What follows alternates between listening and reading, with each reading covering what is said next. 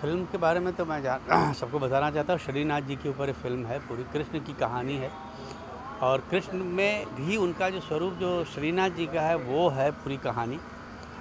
दूसरी बात ये है कि ये फ़िल्म में जो गाना है ये होली का सीक्वेंस है और बहुत खूबसूरत गाना बनाया है सैजुड ने, और जिसको कैलाश खेर ने गाया है, क्योंकि कैलाश खेर की एक बड़ी ख़ास बात है कि उनकी अपनी एक आवाज़ है और उनकी आवाज़ में जो एक फोक का जो रंग है, ऐसा लगता है कि ये मथुरा की होली है, वहाँ का रंग है। तो बहुत ज़माने के बाद एक तो मैंने होली लिखी है, मैंने बहुत सारी होलियाँ लिखी हैं, मगर ये बड़े ज़माने के बाद वो कुछ अलग तरह की होली है। होली में जब भक्ति का रस जुड़ जाता है तो होली कैसे बनती है, वो ये गाना है। मुझे बहुत उम्मीद है कि लोग बहुत पसंद करेंगे इस गाने को, क्योंकि आजकल बहुत कम गाने त्योहारों के ऊपर बनते हैं। होली, दिवाली, सिचुएशंस बहुत कम मिलती हैं, तो संयोग से एक बड़ी अच्छी सिचुएशन मिली है, तो यहाँ मुझे लगता है कि एक बहुत अच्छा रंग बन के आएगा।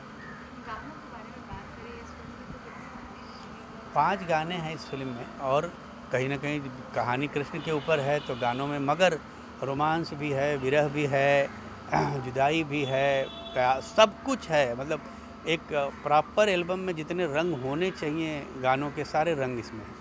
देखिए, अगर श्रीनाथ जी के बारे में लोग जानना चाहते हैं, जैसे कि अगर महाभारत या रामायण की बात होती है, राम के बारे में जानना है तो रामायण पढ़ें, कृष्ण के बारे में जानना है तो गीता पढ़ें, तो वैसे अगर श्रीनाथ जी के बारे में जानना है तो ये फिल्म देख लेंगे तो उनको पूरे श्रीनाथ जी की जीवन यात्रा समझ में आ जाएगी। देखिए, ये बेहतर है कि डायरेक्टर से आप बात करें, क्योंकि वो चुनाव जो है वो डायरेक्टर का है। डायरेक्टर ने और राजीव ने, मुझे पूरी उम्मीद है कि चूँकि ये फिल्म डिमांड करती है ख़ास तरह के किरदार की, तो पूरी तरह से उसको सोच के इन्होंने किया होगा। Thank you.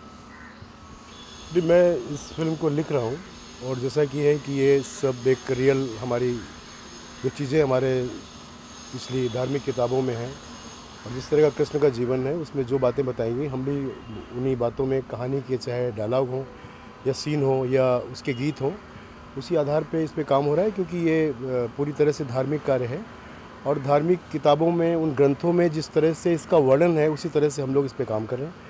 तो ये गीत जो है, ब्रज की होली बहुत मशहूर है और कृष्ण के साथ होली का एक बहुत अच्छा तालमेल रहा है, तो ये एक होली गीत है। लेकिन विशेषता इस गीत की है कि ये गीत ना बहुत ही जो वास्तविक होली के जो रंग हैं ब्रज के, उनके साथ इसे रखा गया है। तो हमारा जो भारतीय अपना सांस्कृतिक संगीत है हमारा, उसके आधार पे इस गीत को बनाया गया। तो बड़ा विशेष गीत है जो लोगों को आकर्षित करेगा और लोग ना होली के एक ओरिजिनल जो रंग है हमारे ब्रज के, उनसे जुड़ेंगे लोग।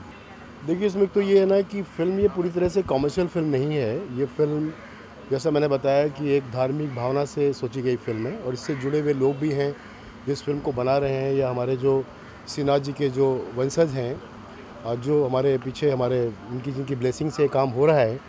तो हम, जैसा हमने बताया, कि कमर्शियल फ़िल्म नहीं है, लेकिन ये फ़िल्म ऐसी ज़रूर है कि दर्शक जब इस फिल्म को देखने आएंगे थिएटरों में तो इसमें आनंद लेंगे, इसमें उन्हें मज़ा भी आएगा, आनंद भी आएगा और कृष्ण के जीवन को और देखें। और श्रीनाथ जी जिनके ऊपर ये फिल्म है, श्रीनाथ जी भी कृष्ण का ही स्वरूप हैं और वही इस कहानी में हम दर्शाते हैं।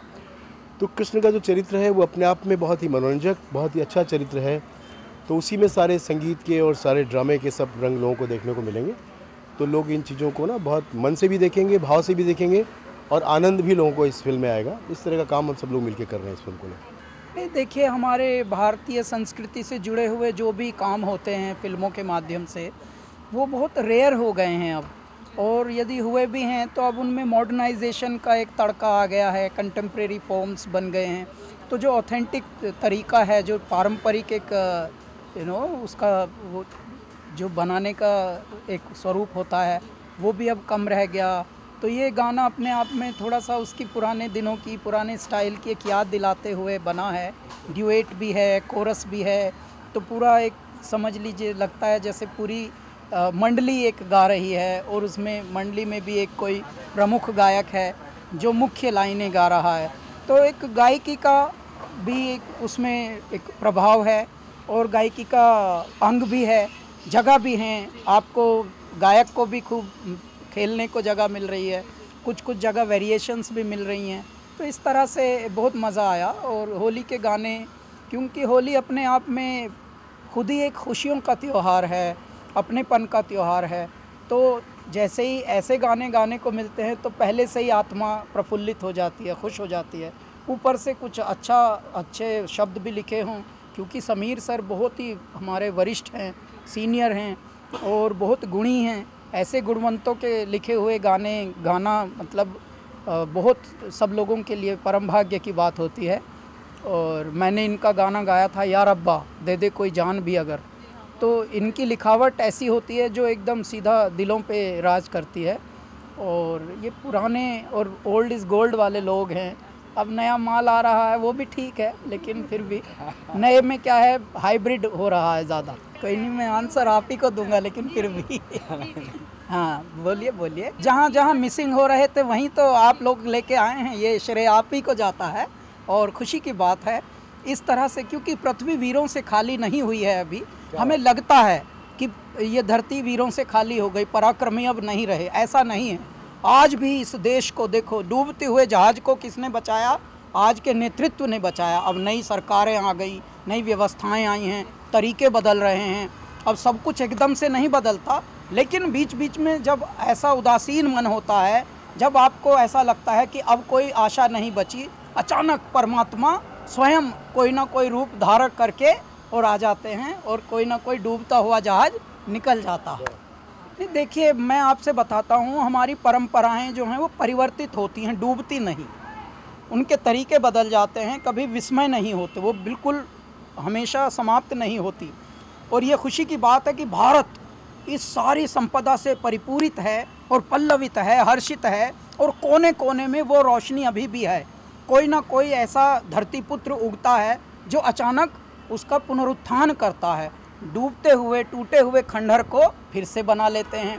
हमने एक नई प्रथा प्रारंभ की है, हमारे करियर को 12 वर्ष हो गए हैं। अब हमने एक स्पिरिचुअल सीरीज़ की, हमारा छोटा सा एक रिकॉर्ड कंपनी बनाई है हमने, कैलासा रिकॉर्ड्स, ठीक है। उसमें हम स्पिरिचुअल यानी रिलीजियस, जिसको आप डिवोशनल म्यूज़िक कहते हैं, उसमें हमने प्रारंभ की है। पहली सीरीज़ उसमें आया है शिवोहम, एक एल्बम हमने रिलीज़ किया है। 7 दिन में शिवोहम 11 लाख डाउनलोड्स हुए हैं, व्यूज़ नहीं, क्योंकि लोग खुश होकर बोलते हैं व्यूज़ मतलब देखा तो आप गलती से भी देख लेते हैं, अरे क्या है यार, पता नहीं मेरा है क्या, वो अपना समझ के बेचारे देख लेते हैं कि मैंने जो गा के चिपकाया था मैंने भी शिवो ही लिखा था उसका नाम। तो अचानक तो देख तो आप गलती से भी लेते हैं, लेकिन आप बाकायदे सुनना, डाउनलोड करना, वो भी स्पिरिचुअल। तो भारत में ऐसा नहीं है कि अभी भी लोग हैं नहीं जो इसको रिवाइवल कर रहे हैं। हम लोग आए हैं, और जबकि हमारा तो यूथ ही सबसे ज़्यादा फ़ैन फॉलोइंग में लोग हैं, लेकिन फिर भी हम स्पिरिचुअल को फिर से रिवाइव करने आए हैं और कर रहे हैं। अभी धीरे धीरे हम हर वर्ष कोई ना कोई ऐसा आफत एल्बम लेके आएंगे जिससे लोगों को लगेगा कि वाह ये भी हो सकता है। जी, थैंक यू वेरी मच। कमाल का कोई गीत अगर समीर जी की लेखनी और कैलाश जी की आवाज़ हो तो फिर उसमें कहने के लिए कोई शब्द ही नहीं बचता है। निश्चित रूप से कमाल ही होगा वो। और प्रभु की फ़िल्म बन रही है, और प्रभु की फ़िल्म में हमने जो किताबों में पढ़ा है कि प्रभु उत्तम चीज़ों के भोक्ता है, उत्तम चीज़ों के भोक्ता है। तो सबसे पहले मैंने सबसे उत्तम राइटर जब सोचा तो समीर जी का नाम आया। फिर उत्तम आवाज़ इसमें कौन चाहिए, मैंने कैलाश जी को देखा, तो प्रभु को उत्तम चीज़ देने की कोशिश कर रहे हैं और उत्तम रहेगा हमारी गीत। श्रीनाथ जी के ऊपर ये पहली बार फिल्म बन रही है, और ये श्रीनाथ जी के बाबा की प्रसन्नता है जो आज वो राजू भाई ने जैसे बताया कि उत्तम चीज़ के भोक्ता है, तो उत्तम चीज़ के भोक्ता है, इसके लिए उन्होंने सब अपने लिए चुन के एक हमारे दिमाग में डाले कि नहीं भाई ये गाना यही गाएंगे और ये करके। तो आज का जो होली का गाना है बहुत ही बहुत अच्छा हो गया। कैलाश जी के अच्छी तरह गाया है, समीर जी के इतने वर्ड जो लिरिक्स है वो भी इतना मज़ा आ गया कि भाई आज तो कुछ समझ ही नहीं सकते, इतना आनंद है हम लोग को। Thank you. म्यूज़िक के बारे में, स्पिरिचुअल म्यूज़िक में भी लोगों को ये यूथ को इतना ये लगाएगी कि नहीं कुछ गाना है, अपनी इंडियन कल्चर में भी कुछ दम है।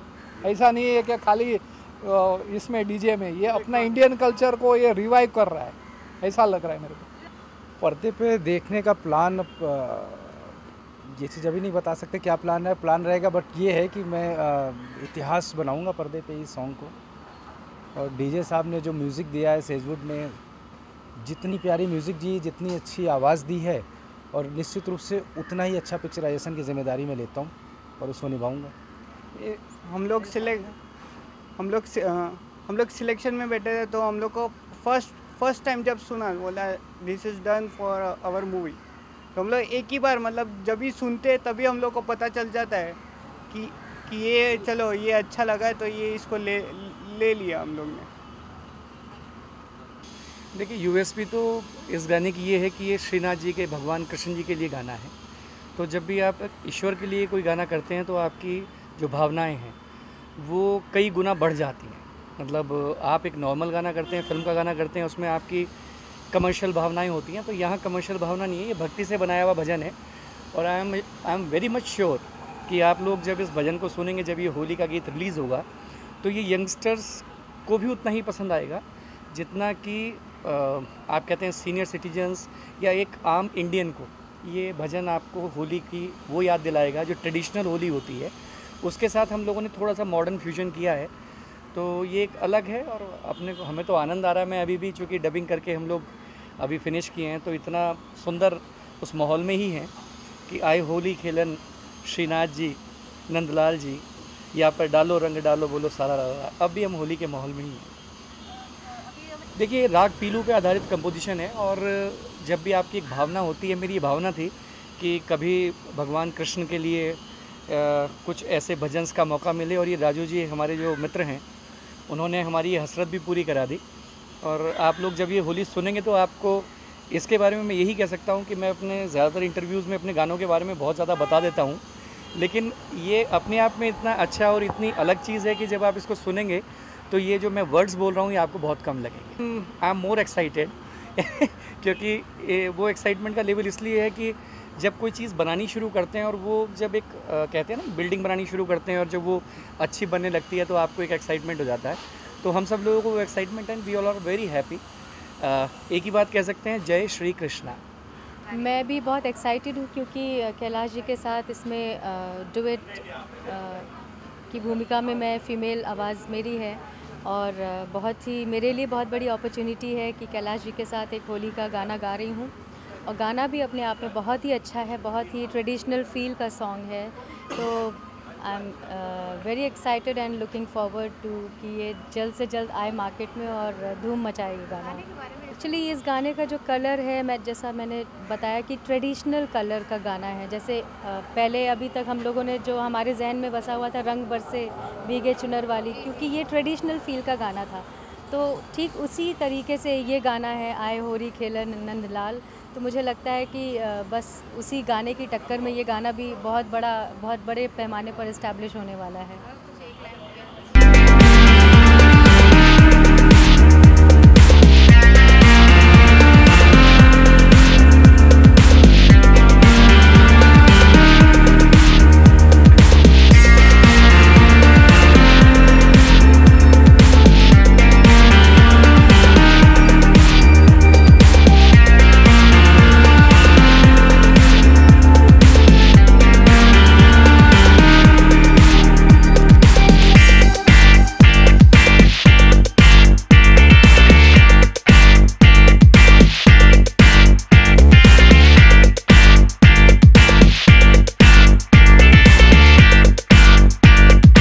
गाना तो अब सुनूंगा, मगर जहाँ तक इस फिल्म का सवाल है, कृष्णावतार जो हुआ है उस अवतार प्रयोजन काल में कृष्णावतार हुआ, उसके बाद में फिर से वापस वल्लभाचार्य जी के लिए श्रीनाथ जी के रूप में कृष्ण फिर से भूतल पर अवतरित हुए, और उस पर अब ये फिल्म बन रही है।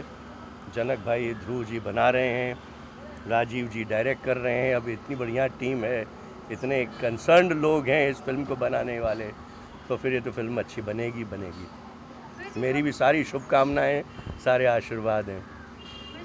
मैं तो प्रोत्साहन दूंगा ही यूथ को, अगर किसी भी ढंग से जानकारी, चाहे उनके माध्यम से ही जानकारी मिल तो रही है, मैं प्रोत्साहित करूंगा। ऐसी फिल्में बननी चाहिए और इन्हें बन रही है, बहुत खुशी की बात है।